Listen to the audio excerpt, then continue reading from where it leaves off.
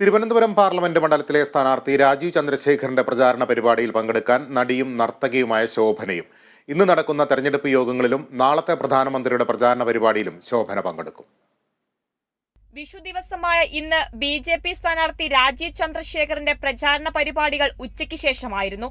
പ്രചാരണം തുടങ്ങുന്നതിന് മുൻപാണ് ശോഭനയും രാജീവ് ചന്ദ്രശേഖറും വാർത്താ സമ്മേളനത്തിൽ പങ്കെടുത്തത്. സ്ഥാനാർത്ഥിയുടെ പ്രചാരണ പരിപാടിയിൽ പങ്കെടുക്കുമെന്ന് ശോഭന അറിയിച്ചു. പ്രധാനമന്ത്രി പങ്കെടുക്കുന്ന കാട്ടാക്കടയിലെ യോഗത്തിലും ശോഭന പങ്കെടുക്കുന്നുണ്ട്. മാറ്റം ആഗ്രഹിക്കുന്നവരാണ് തിരുവനന്തപുരത്തെ വോട്ടർമാരെന്ന് രാജീവ് ചന്ദ്രശേഖർ പറഞ്ഞു. ഞാൻ ഈ കഴിഞ്ഞ 1.5 മാസം ക്യാമ്പയിൻ ചെയ്യുമ്പോൾ, ഈ പുരോഗതിയും വികസനത്തിനെ പറ്റി ക്യാമ്പയിൻ ചെയ്യുമ്പോൾ എനിക്ക് ഒരു ഭയങ്കര ഗ്രാറ്റിഫൈങ് എക്സ്പീരിയൻസ് ഇതാണ്.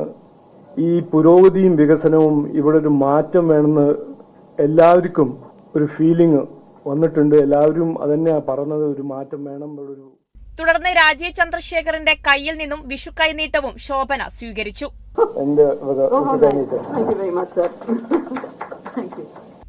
ബി.ജെ.പി. സ്ഥാനാർത്ഥിയായി മത്സരരംഗത്ത് ഉണ്ടാകുമോ എന്ന മാധ്യമപ്രവർത്തകരുടെ ചോദ്യത്തിന് ശോഭനയുടെ മറുപടി ഇങ്ങനെയായിരുന്നു. ഫസ്റ്റ് ഞാൻ മലയാളം മര്യാദയ്ക്ക് സംസാരിച്ചോട്ടെ, പ്രസംഗിക്കാനെല്ലാം. So then anyway I am just an actor with my own hopes and dreams. ഇത്രയേ ഉള്ളൂ ഫോർ നൗ.